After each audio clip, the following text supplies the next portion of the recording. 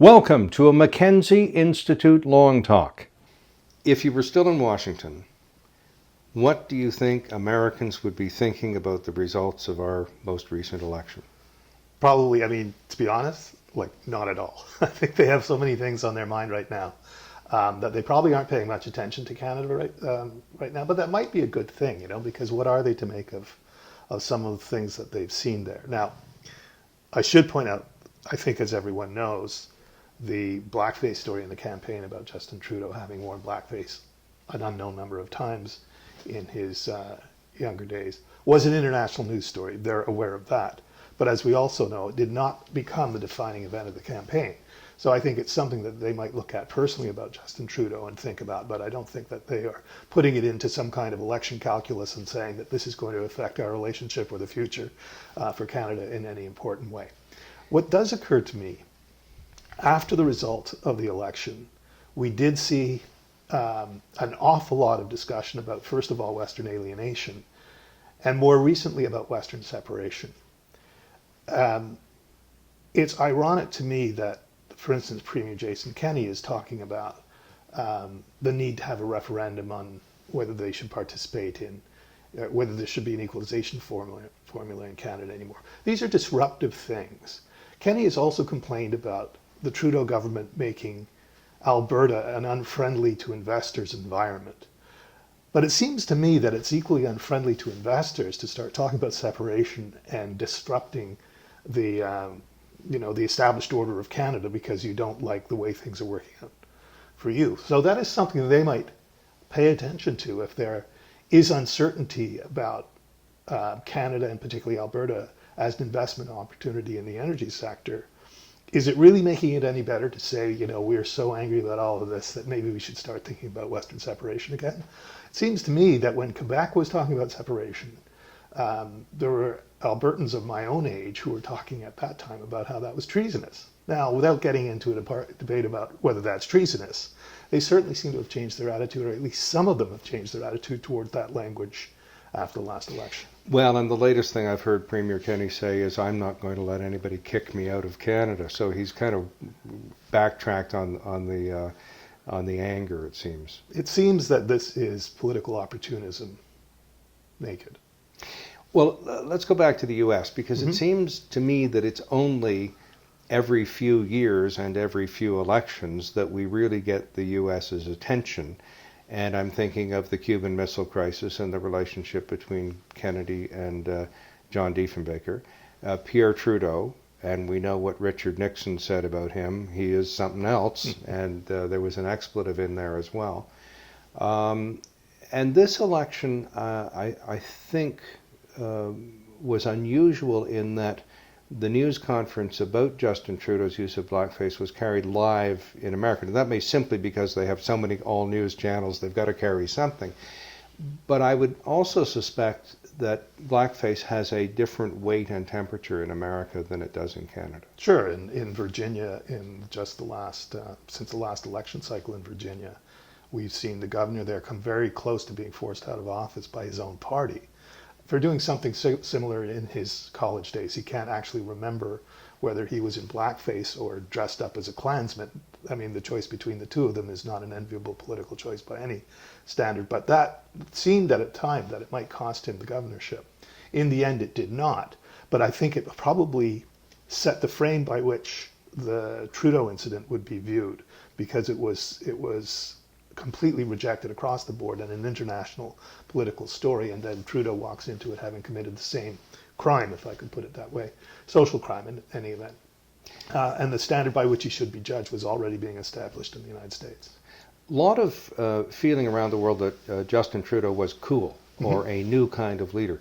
Was that true in the U.S., in Trump's U.S. as well? Yes, it was. I mean, to that constituency that is looking for a foil or looking for the antithesis of Donald Trump. I mean, a lot of this has been a search for somebody who could be regarded as the opposite of Donald Trump, someone who is not just liberal, but who is progressive in a range of issues, who's young, who's vital. Trudeau seemed to fill the bill on all of those things. Now, Canadians have a much more granular view of their prime minister, as they should. But at the time of Trudeau's rise, remember how how wonderful he looked to progressives standing next to Barack Obama in the White House, and how different that looked when the president changed and became Donald Trump. And so in many ways, both in the United States and in Europe, frankly, Trudeau became a kind of champion for a progressive point of view, and a champion for a kind of decency in politics, of mature and reasoned conversation, as opposed to some of what people have seen from the president. Now, I don't have to tell someone who spent most of his life on TV that there is image and then there's substance, Yeah. and they're often not the same thing. Mm-hmm. So cool as Justin Trudeau may have been, he also had initially an excellent strategy with the new Trump White House, a kind of a full court press on the family and on cabinet officers and what have you, seemed to be working. Does either the minority government or the blackface or time going by affect that? Is he still going to be effective in negotiations with America? I think it's difficult to know what the answer is without knowing whether you're talking about which part of the government you're talking about. And what I mean specifically by that is, it's very hard for anyone to know how to deal with the president on an ongoing basis. They may have to deal with him on the terms that he sets, which is a momentary thing. He's been described as a day trader. His time horizon is about that long, that his decision-making process incorporates all the factors he needs to consider at the moment, but almost none of it. It's difficult to deal with that kind of a leader. I think that everyone, though, in Washington, whether they want to admit it or not, understands that the president is that way. And so that there is probably, at other levels of government, in the Congress or at state levels, a great deal of understanding of how difficult it is for other countries to deal with the United States at this moment at an executive level. I don't know if that answers your question, but I'm not sure there is an answer, because from watching how Trump behaves every day, how unpredictable and impulsive he can be. And when you're dealing with someone who behaves in that way, I think it's very hard to be strategic about it. A couple of other layers to the mystery of Prime Minister Trudeau's dealing with the Trump and all the branches of government in the U.S. One, will they understand a minority parliament? Will they realize how that works and how they might make it work for them, or we're going to make it work for a couple of years? Yeah, I have had one kind of bitter experience in trying to explain to an NPR host how the system works. And it's just so foreign to them, the idea of a minority government. Minority of what? They don't really get that relationship between Parliament and the executive to begin with. But it only becomes more nightmarishly complex for them when you have to say, but yeah, he doesn't even control the House of Commons. The other parties have more votes than he does, and what does that mean, right?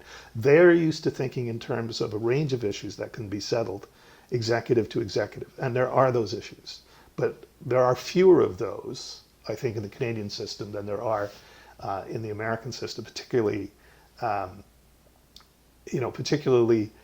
when many of our bilateral issues that are important to them are executive to executive. Well, it's funny the Americans wouldn't understand that, because while their branches of government have some oversight over the other branches, none are controlled by any other branch in the end. Mm-hmm. So really they have a perpetual minority situation, with even a president of one party having to be careful about whipping the votes from his own party in either the Senate or the House. But what I think they have a hard time getting their heads around, Alan, is the idea that the opposition could trigger an election.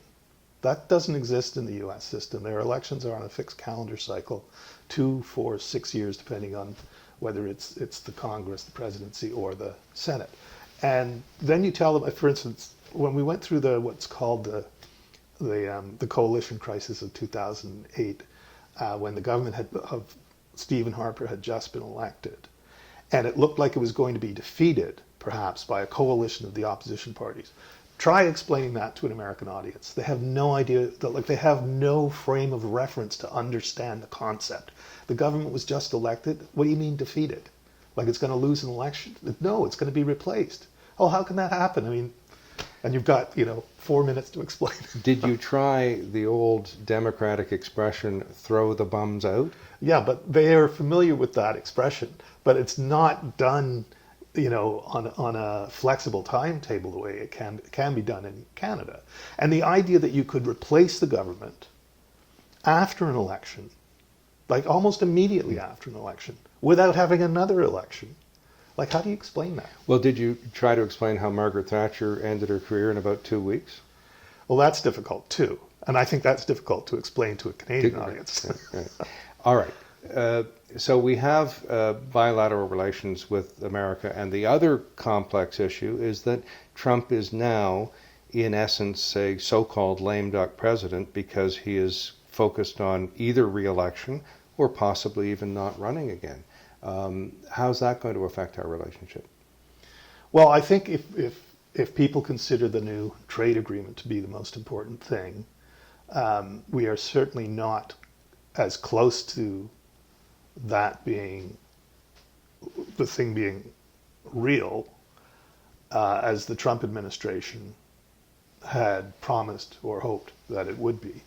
So I think that's probably an issue of real concern for Canada, because it's not clear to me that Donald Trump can keep that in mind as a priority even for himself, or that he knows how to deal with it in a Congress where one house is now dominated by Democrats. My own view is that there should be easily enough votes for that to pass in the Congress, because he'll have all the Republican votes. So he'll need a few dozen of the Democrats. He doesn't need the whole Democratic caucus. And those Democrats who are opposed to it will vote against it. But those who are in favor of it, it's a much freer-wheeling system than the Canadian system. They will be free to vote for it if they want to. That's the issue, I think, probably that is most salient in the minds of Canadians when they think of what is going to happen in the future. But I wouldn't want to predict anything about that, because, again, it's very, very hard to really see what the priorities of the president are in a long-term strategic basis, no matter what he says about them. And he's bragging about that deal as though it's done.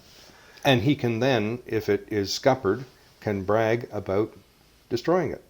I suppose. I mean, who knows what he might say, all of that. But it's become a moving target. He didn't move as quickly as he could have.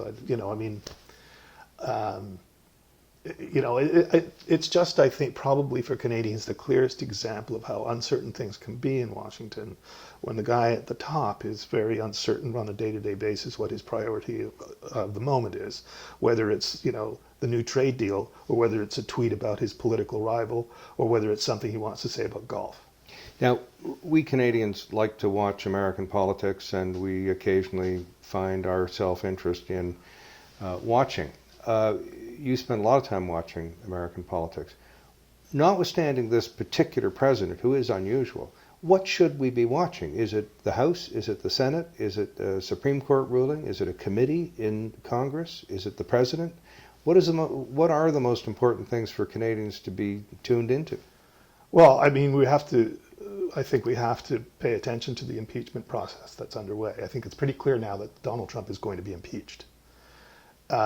We are now, at the time that we're taping this, we're very close to setting the rules by which the information that will lead to the articles of impeachment becomes public.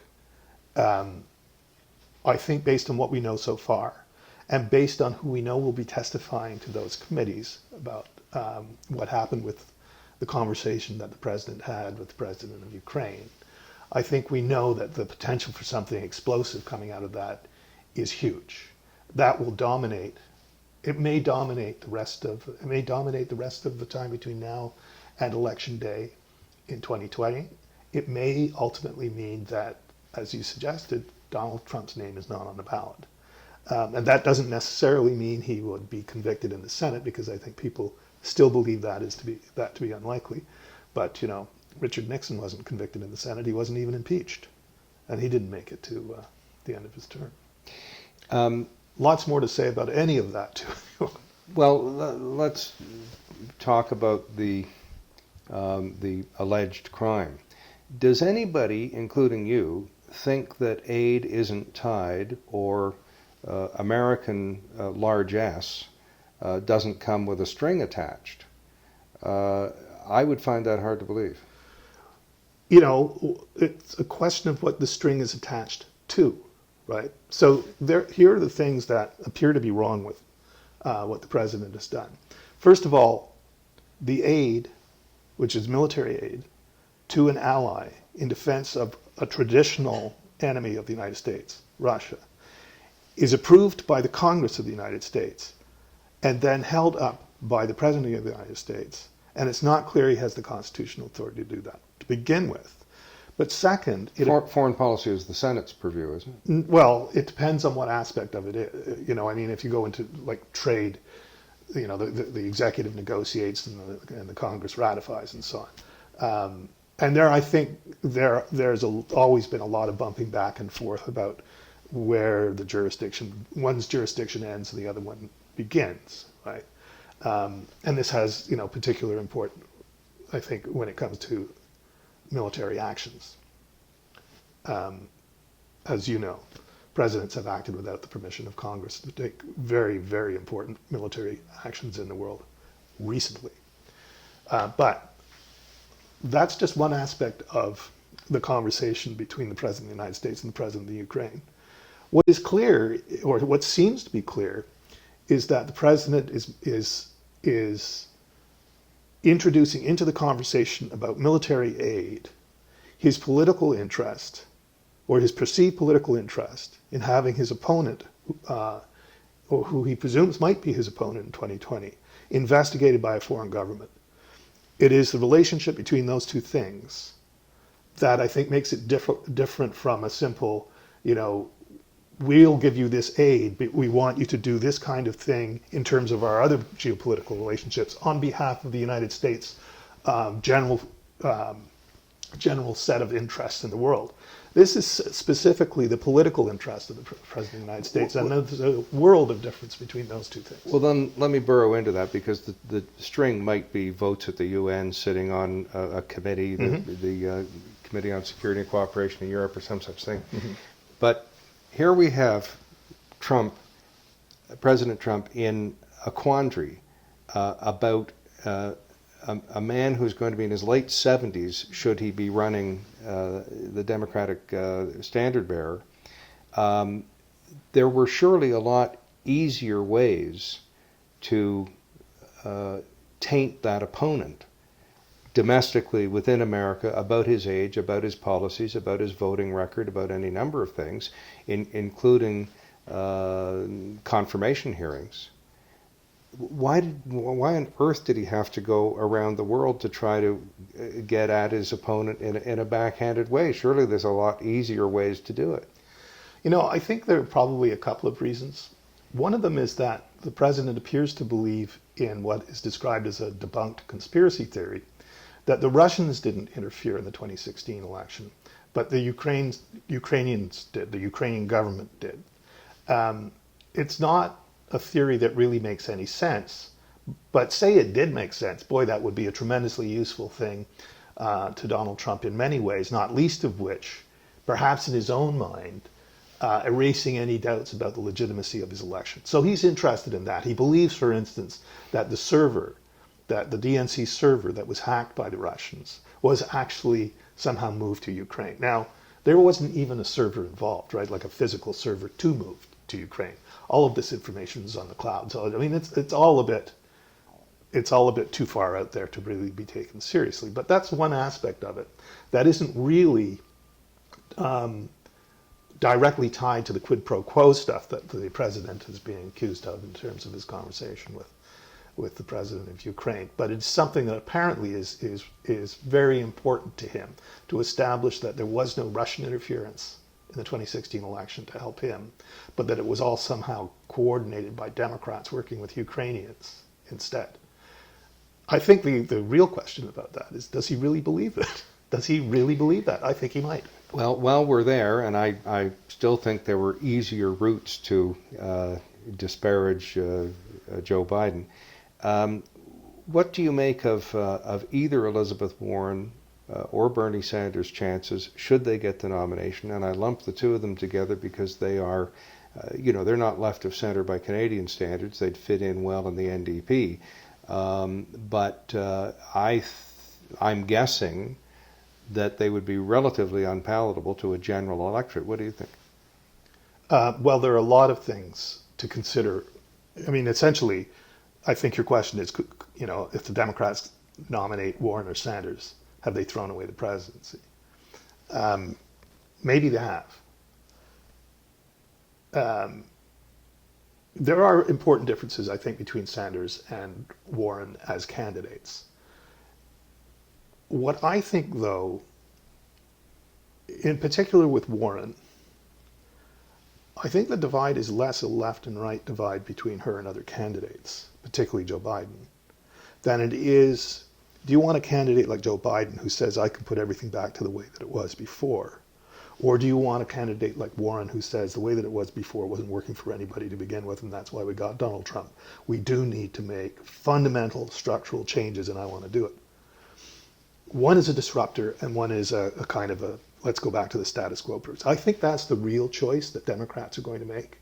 And as far as where the country is, I'm not sure that you couldn't run. I mean, there are so many issues on which the so-called threat of, as the Republicans would like to frame it, the threat of socialism, or the threat of more left-wing policies than the U.S. wants to, as a whole, wants to proceed with, such as, Medicare for all that takes away people's private health insurance. These things are simply not going to happen in the United States. They aren't, because the Congress has a say in this, and because the Congress, even the Democratic caucus in the Congress, would be divided on it. I don't see how there's a majority of votes for Medicare for all that takes away the private health insurance that so many Americans have through their employers. She can want to do it as much as she likes, but is there ever going to be a Congress that allows that to pass? If you can make that the kind of the safety valve, so that it really becomes the question of, do you really want 4 more years of Donald Trump? And I think that's the ballot question probably that the Democrats want. Do you want 4 more years of Donald Trump? And they believe the answer will be no. And as commentator and comedian Bill Maher says, they seem to be fixated on issues involving sometimes only a couple of hundred people, i.e. Gender change surgery for prisoners in federal penitentiaries. Elizabeth Warren has spoke out about that. And he has said this kind of non-ballot box question, the one that is best, that conversation is best had at a conference somewhere as opposed to in a general election, is going to cost them the election. What do you think of that? Well, I mean, I think that's a serious thing. You got to be talking about what the people are talking about. There is room, I think, on both sides of the aisle for candidates who show directionality. And by that I mean they maybe don't have a clear policy prescription for what it is they exactly want to do on a number of issues. But they can demonstrate in some important way their direction on that. I mean, the best issue, I think, probably for that on both sides has always been abortion. It's a litmus test, not for abortion so much as it is for so many other issues that indicate directionality. Does that candidate feel the way I do about a range of issues, right? So I don't know whether, the example you give about transgenders in prison and all that kind of stuff falls into that kind of category. But I do think that there are important issues that can be dismissed because no one's going to do anything about it. But without fully recognizing how important directionality is, how important it is that you indicate what you might do in a perfect world, because that's really all that people want to know. That's all they wanted to know about Donald Trump. They didn't really care if his plan for building the wall was pie in the sky. The fact that he wanted to build a wall was enough for them. And I think there are a range of issues on the Democratic side of the aisle that are quite like that as well. Let's call this your exit interview from daily journalism, even though you're going to be writing for cbc.ca. Do you miss daily coverage of American politics? Will you miss it? Do you feel you're too far removed from it? What's it feel like right now to be Keith Boag back in Canada? I still pay very close attention to it on a daily basis. But I was getting tired, like physically tired, of the daily demand of the story. And often the daily demand was exciting and sensational, but unimportant. And I don't think I can watch that, but I don't need to write about that. I don't need to broadcast about that. I think this is such an important time, the most important time in my life may be as a North American, as a citizen of Canada, a resident of the United States. What we're seeing happening in the United States is a challenge to the fundamental institutions that we believe are essential to a healthy democracy. And so I intend to continue writing about it from that kind of higher helicopter perspective. But I'm not going to miss, parsing everything that Donald Trump said, when a terrorist was killed on the weekend. I don't need to do that anymore. Interesting. Final thoughts in your, as you reflect on coming back to Canada? Well, I feel very fortunate. Like, I don't want to be log rolling for the CBC here, but I had a great career with the CBC, and I'm grateful for an organization that had so many different opportunities for me to have different kinds of careers under one roof. I changed what I was doing every 5 years. Sometimes I changed where I was living. I did that often. So I got the benefit of different perspectives and covering different stories over an entire career that I'm very satisfied with that, but I'm also genuinely very grateful for that. Thanks for sharing. Thank you for inviting me. Any views expressed here are not necessarily those of the Mackenzie Institute, its speakers, sponsors, or supporters, but the Institute is dedicated to fostering public discussion, debate, and education about security matters. Google the Mackenzie Institute to join the discussion. The Mackenzie Institute is grateful to its sponsors and supporters. Some of our short pods and long talks are a result of the support of Heathbridge Capital Management Limited, the National Post, and Dundurn Publishing.